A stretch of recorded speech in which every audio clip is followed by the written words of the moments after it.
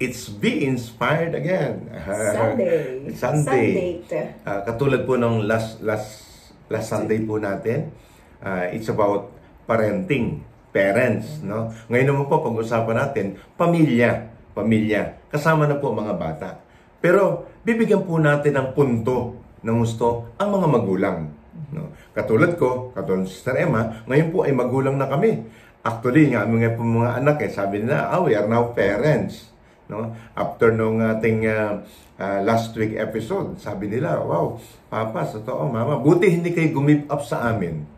Wow, ang sarap naman, di ba? Ang sarap naman po sana nung gano'n na marinig mo sa iyong mga anak na talagang ina-appreciate nila yung pong nagagawa ng magulang. Katulad ko po, ang aking ama at ina ay nako, Diyos ko po. Actually, to tell you honestly, brothers and sisters, ang aking pong ama at ina ay, I would say siguro, masasabi ko po, parang no read, no write. No? Kasi isang grade 3, isang grade 5. Nakakasulat naman si ina. No? Si ama talagang hindi po. Pero marunong siya magkwenta, marunong siya mag-compute. No? Kaya po, ang ina niya sa akin, anak, turuan mo akong pumirma. So, isusulat lang po niya yung kanyang pangalan. Pero, ang isang nakita ko po, na napakaganda na natutunan ko po sa aking mga magulang, number 1, yung pagiging totoo. Pangalawa, yung pagpapasensya. Pangatlo, yung sinasabi ng aking ama na kahit saan ka makarating, huwag kang gagawa ng masama para hindi ka mapahamak. Kasi pag gumawa ka ng masama, mapapahamak ka. Yan ang sabi niya sa akin. Kasi meron pa nga siyang saying noon Hindi ko alam kung meron talagang lugar na gano'n.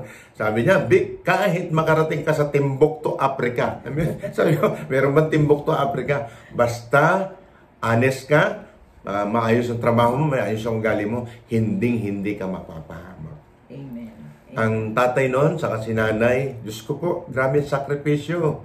Talaga na po naman, yun yung sinasabing pag matutulog, bibilangin yung anak. Kasi po nung araw po, kami pag natulog, tabi-tabi kami lahat Nasa banig yan lahat. Titignan muna bago po sila matulog. Amen. Pagkakakain, pagka hindi po kompleto, hindi talaga kakain. No? Nung araw po kasi, panahon namin Sister Emma, yung pong ama at ina, or tatay at nanay, mami at daddy, talaga po silang nasusunod. Ngayon nga, actually, may mga natin nga ako ang magulang sumusunod sa anak No, wag naman po sanang ganon. Kasi hindi magandang pangitain po. Kasi remember this, biblical po lahat. Ang pagmamahal sa ating magulang ay ipararayain, pagbayayabungin ang ating pamumuhay. Amen. Di ba, Sister Emma, napakasarap nung ganon. Of course, hindi po lahat na may mga anak naman po na sobra naman talaga ang mga magulang, hindi maganda ugali. So, but still you have parents. Yes. Amen. May magulang ka, di ba? Yun ang Kaya po ngayon pong gabi po na ito, share po namin, Sister Emma, yung mga ilang punto para po sa atin po na pag-aano natin sa atin po mga magulang. Number 1, honoring our parents. Kailangan po i-honor natin ang ating parents. No? Ipagmalaki natin. Merong kasabihan yun Yan, anak yan ni Pilimon. Pag nakita na po ako, anak ni Pilimon yan. Kasi po bakit? Nakikita ng mga tao yung ugali ng tatay ko sa akin. Amen. Meron tayong tawag po na like father, like son.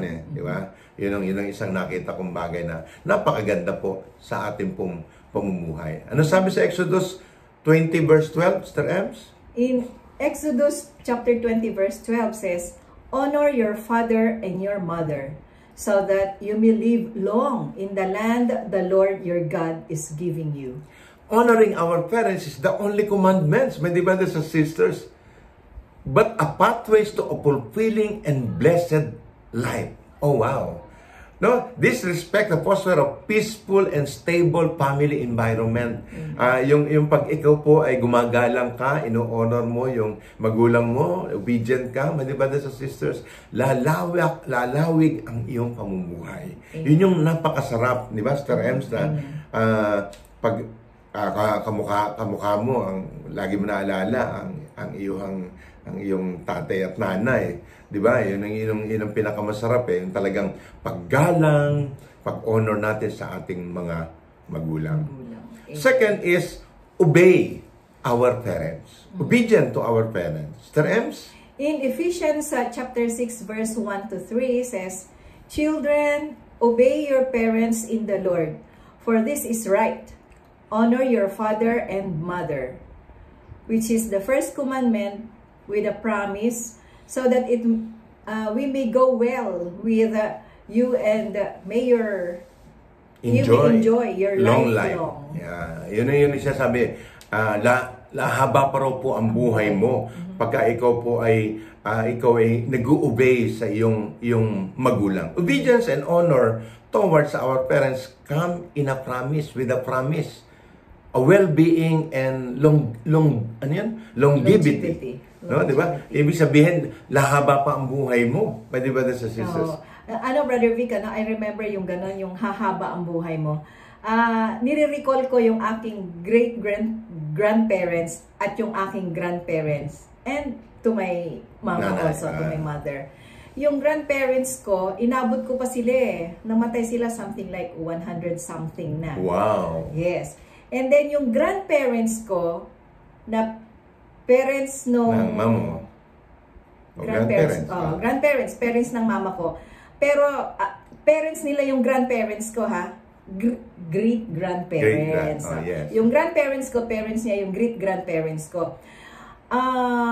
Ang haba rin ng buhay nila, my dear brothers and sisters. Praise God, praise God. More than 100 sila. Kaya parang nung high school ako, so naanuhan ko pa, nakilala namin yung mga kamag-anak namin. It's because of them. Na parang sabi nila, kung hindi si Inang, kung hindi si Amang, parang ganon. So, kung hindi sila nabuhay ng ganong katagal, hindi namin makikilala yung ibang kamag-anak namin. Amen. And in return, today, my mom is 88 years old na. 88 years old na. Kasi parang natanim din sa isipan niya yun na ganon, respect our parents, ganyan, loving our parents. So, hopefully na ako rin, umaba din buhay mo. Hindi naman ganon, pero yung ma-experience ng parents ko na I'm obeying them, I'm loving them, ganon. Na parang at least nakikita rin nung mga anak ko naman, parang ganon, generation to generation, something ganon. So, parang kung maganda yung ginagawa mo, something ganon, para transcend din sa mga anak sa akin. Amen. This reinforced the importance of respect as a foundation for prosperous life. Actually, hindi lang po haba ng buhay, kundi masaganang buhay. Amen. Yun yung pangako ng scripture. May diba sa sisters? Biblical po yun. Amen. Another one is parent wisdom. Yung kaalaman ng magulang po natin na lagi natin pakikinggan. Sabi po sa Proverbs 1 verse 8 and 9, "Listen, my son, to your father's instruction, and do not forsake your mother's teaching, that they are a garland to grace your head," ang ating pong ulunan, "and chain adorned to our neck." Para yung kwintas yun, na parang natin. Yung wisdom ng Panginoon, ng ating mga magulang, galing din po sa ating Panginoon yun Amen. Di ba, Sister Ems? Amen. Iba yung katalinuhan natin. May kasabihan kasi po, papunta ka pa lang, pauwi na ako. Bakit po nasasabi po yun ng magulang? Kasi po, mas may experience po kami mga magulang kaysa sa anak. Natural. Karamihan po na pagdaanan na. Karamihan na experience na. O karamihan, nakita natin. Na pag mali yan, i-remind natin ating mga anak. Amen. So yun yung teachings ng ina at ama. No. So, ang instruction ng ama, ng ina, kapatid, pag sinusunod po natin, magiging maganda po ang ating buhay. Kaya lang, Brother Vic, naobserbahan ko ngayon. Although, dumaan din tayo, there was a time also na gano'n na sasabihin nila, kasi old school na kayo, mama. It's because of the technology. Pero, in-explain namin sa mga anak namin, na yes, it's because of the technology, nagiging old school tayo na mga magulang. Pero andun pa rin talaga yung importansya ng honoring your parents, which is yung nga, biblical kasi yun Amen. Na Amen.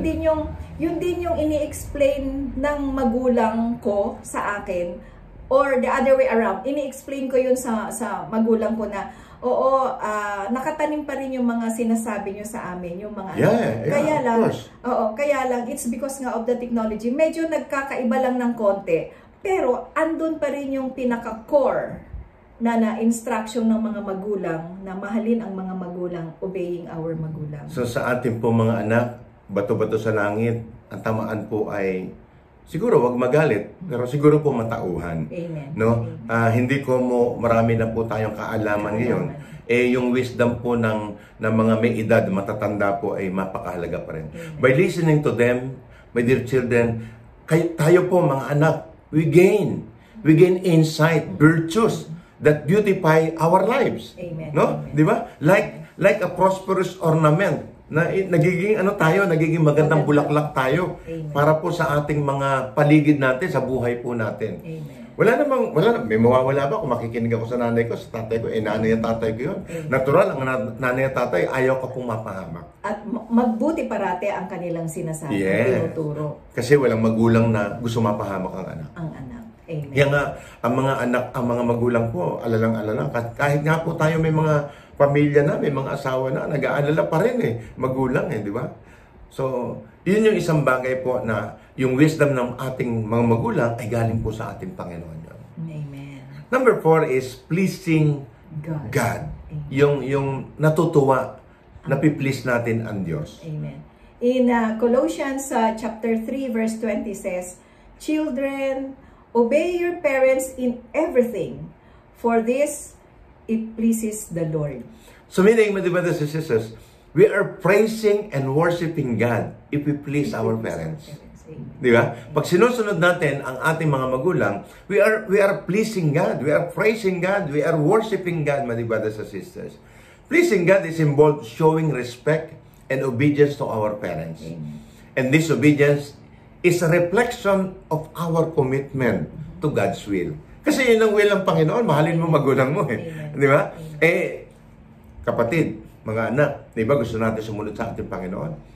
Paano tayo makakasunod sa ating Panginoon? Magulang natin, di natin masunod.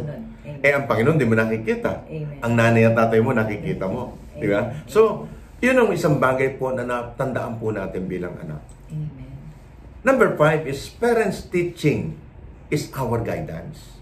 No, yung teachings po ng ating mga magulang, yan po ang magiging gabay po natin. Amen. Amen. In Proverbs chapter 6 verse 20 to 22 says, "My son, keep your father's command and do not forsake your mother's teaching. Bind them always in your heart. Fasten them around your neck. When you walk, they will guide you. When you sleep, they will watch over you. When you awake, they will speak to you." My dear brothers and sisters, ang mga magulang po, pag may sakit ang anak, hindi makatulog. Amen. Masasabi ng magulang na, buti pa ako na lang may sakit. No, ganoon Tapos pagka po yung hindi pa tayo dumarating sa bahay, hindi po makatulog ang mga magulang. Alalang-alala. Amen. No? Yun yung pagmamahal na idinudulot ng kami mga magulang para po sa ating mga anak. The teaching of our parents are constant source of guidance and protection, my brothers and sisters. Keeping their wisdom close to our heart and ensure we are pleased, led in the right direction. Ako, Sister Ems, ako sobrang pasalamat ko sa Panginoon kasi nung makilala natin ang Diyos, maliliit pa mga anak natin. Si Dr. Bayan at saka si John lang ang anak pa natin noon. So, yung tatlo, kasama yung dalawa na nauna natin, nag-guidance sila because na-renewed kami at the age of 26, my brothers and sisters. Ang babatapan po ng aming mga anak. Kaya nakita po nila. Tapos na ituturo na ibabahagi namin sa aming anak. Yung pagdarasal, yung pag-aayos. Especially po, yung pakikipagkapwa o yung pakikipagtransaksyon. For example, negosyo, business. Lagi ko nire-remind sa kanila na do it in a right way. Do it in a godly way so that hindi ka mapahamak. Hindi na baling hindi ka kumita ng maraming pera. Ang importante lang, honest ka, maayos yung hanap buhay mo. Yun yung sinasabi natin na ang ating mga magulang po, hindi tayo pababayaan. Ang ating mga magulang po, masayang-masaya po sila. May nakita ko, Sir Ems, kasi katatapos ng mga graduation, di ba? Yung yung tatay po is parang magsasaka siya. So, nung gagraduate yung anak, walang sapatos. No? Tapos, parang siya lang doon sa picture yung ganun ang suot niya. Ang smile naman niya, grabe. Tapos, meron naman isang nanay, malayo siya, pero nakuha siya ng picture. Nung sinasabitan na yung anak niya, sobra yung smile niya as in, sobra. Grabe. Kaya nga po, minsan malungkot din po ang mga magulang pagka po ang anak swail. Sorry po for my word. Mabigat kasi sa mga magulang pagka ang mga anak po ay napapariwara. Kaya po nagagalit si nanay, si tatay pagka alam nilang baluktot yung ginagawa po natin Kasi ayaw na po nilang maranasan natin, kayong mga bata, kayong mga anak, ayaw na po namin maranasan na mapahama kayo. Kaya kung minsan sinasabi nyo, si nanay naman ang higpit-higpit Minsan naging kasabihan natin, naging joke yun, strict ang parents ko. Mapalad ka, strict ang parents mo, kapatid. Amen. Kung sumusunod siya. O yun na nga, kahit di mo sumusunod, mapalad ka, stricto ang tatay at nanay mo. Bakit? Kasi ayaw kanyang mapahama. Amen. Marami kami nakita ni Sister Emma. Batang-bata pa, nabuntis na. Batang-bata pa, naging ama na. Dami kong naanuhan. Bakit? Kasi ayaw sumunod sa magulang. Yung paalala ng mga magulang, hindi nila sinusunod. Yun yung isang bagay na napakahalaga. If we listen to and obey our parents, I tell you, brothers and sisters, hindi ka mapapahamak. Amen. Amen. As we reflect on every words of God that we have mentioned to you, brothers and sisters, let us remember that love and respect for our parents are integral to the health and happiness of the family. Amen. Napakasaya ng pamilya pagka po ang mga anak at magulang ay may magandang rapport, di ba? By embracing the values, no, we not only strengthen our family bonds, but also align ourselves in God's divine plan for our lives. Amen. Kaya nga isang bagay po ang sarap ng i-share itong ganito na para sa mga magulang. Of course, kami po mga magulang hindi perpekto. Marami rin po kaming mali. Kaya nga po, humingi rin po kami ng sorry kung nakakagawa kami ng mali sa aming mga anak. Pwede ba, this is? Sana po, mga magulang po, nakikinig po ngayon, hindi masamang bumaba kung mali po tayo. Hindi masamang mag-say ng sorry sa ating mga anak kung mali po tayo talaga. Tatanggapin po nila yan. And we will be having a harmonious life in our family. So let us pray, brothers and sisters. The name of the Father, the Son, the Holy Spirit. Amen. Ang pagpalang Ama, nagpapasalamat po kami sa mga regalo mo sa amin bilang isang pamilya. Yung gabay mo po sa amin bilang magulang, Lord. Samahan mo po kami at tulungan mo po kami na lagi naming i-honor, i-respeto ang aming mga magulang. Na maging reflection kami ng love, ng grace sa aming pong tahanan. Grant us the wisdom to appreciate the sacrifice and sakripisyo po ng aming mga magulang. And strength to follow their teachings. May our action bring joy to our parents and glory to your name. Yes. In Jesus' mighty name, the Father, the Holy Spirit, one God, forever and ever. Amen. Amen. The name of the Father, the Son, the Holy Spirit. Amen and amen.